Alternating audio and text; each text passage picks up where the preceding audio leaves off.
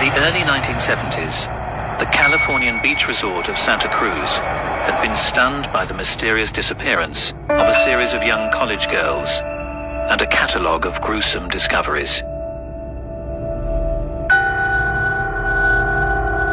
Then in April 1973, 24-year-old, 6'9" Edmund Kemper unexpectedly confessed that he was the infamous co-ed butcher, and that he now had a tally of 10 murder victims to his name.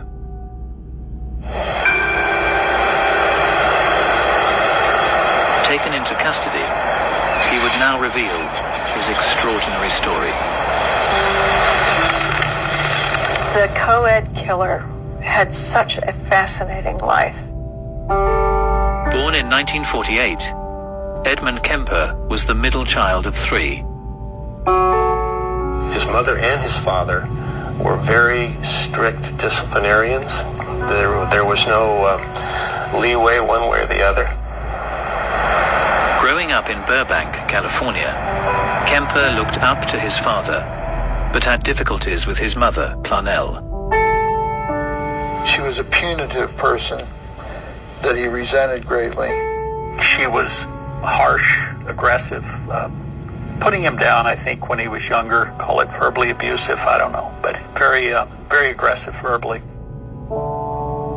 In 1957, after years of unhappy marriage, the 9-year-old Edmund's parents divorced.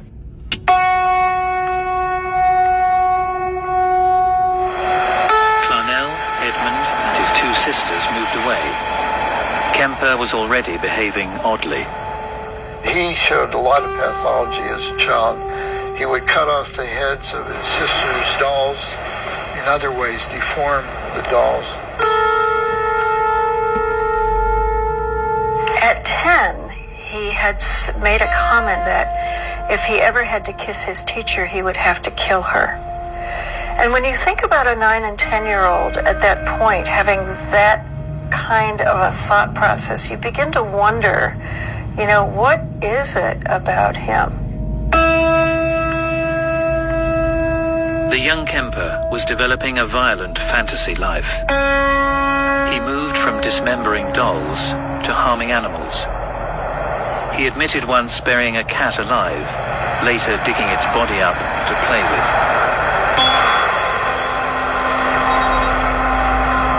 There's many serial sexual murderers that have a background of killing cats, torturing cats, tormenting cats. Why cats? Because cats are a female symbol.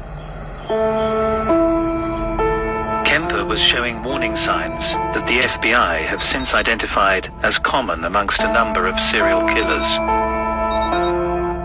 Basically, you're dealing with a young male that is engaged in fantasies that are aberrant and destructive and violent before adolescent. You're looking at an individual that has a broken home, a cold and distant mother, a absent father through divorce or just abandonment. They get into animal torturing. There are patterns that are identifiable. Kemper grew taller, stronger, and stranger. His mother put him in the basement room and would lock him in at night because she had this idea that he could possibly sexually assault his sisters. He described it as having a cot and a sleeping bag and a light hanging down from the ceiling with just a bare bulb and a string.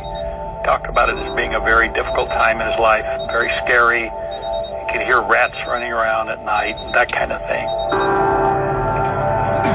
As a teenager, Kemper left his mother, heading to Los Angeles to seek out the dad he idolized.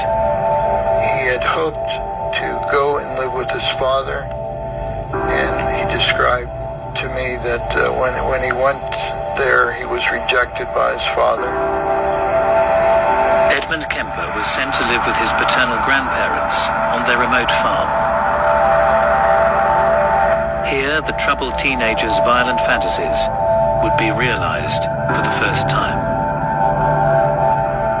He found his grandmother to be an authoritarian and a disciplinarian like his mother. grandfather was out shopping or whatever, and he took a .22 and shot and killed his grandmother.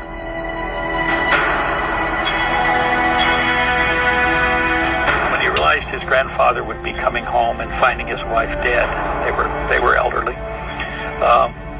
he decided he couldn't allow his grandfather to go through that trauma. So when his grandfather came in, he shot and killed him. He said he didn't want the grandfather to suffer knowing that his wife was dead. It's the most bizarre statement. I mean, you don't go out and just shoot somebody to keep them from finding out that their wife is dead.